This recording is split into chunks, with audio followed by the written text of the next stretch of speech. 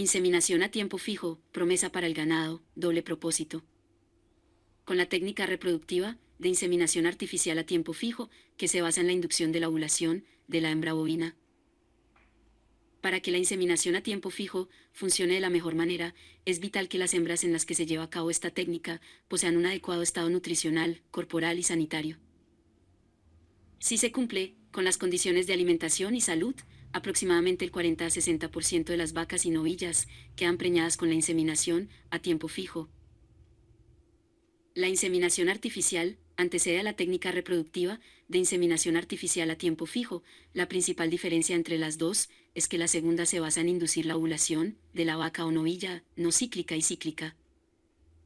Para comprender mejor, se define a una hembra cíclica, a la que presenta periodos de celo cada 21 días, y no cíclica es la hembra que presenta desórdenes en los periodos de celo. La inseminación a tiempo fijo se utiliza en las ganaderías especializadas en líneas de carne, que se manejan en potreros grandes y en ganaderías con muchos ejemplares, donde se dificultan la observación de los periodos de celo, y de esta forma aprovechar y realizar el procedimiento para asegurar la preñez en las hembras bovinas.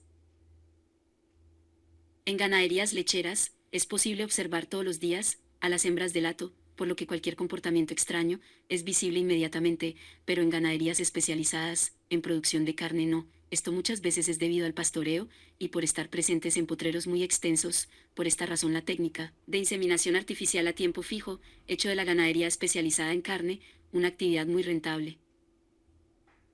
El productor ganadero debe tomar en cuenta que los programas de mejoramiento genético y reproductivos se debe tener claro el objetivo de lograr un nivel bajo de consanguinidad, con el fin de mitigar desórdenes físicos y productivas. Un porcentaje que va del 2 al 3% es lo aconsejable que debe existir entre bovinos. Esta técnica es muy beneficiosa para el ganado doble propósito, ya que se puede fortalecer el sector, ya que esta técnica tiene el objetivo de aumentar el número de animales en el hato, y de esta forma maximizar la producción de leche y carne. Y algo a mencionar es que no solo en temas de cantidad, sino también en calidad. Por este motivo esta técnica no debe realizarse sin tener objetivos claros, debido al costo que representa.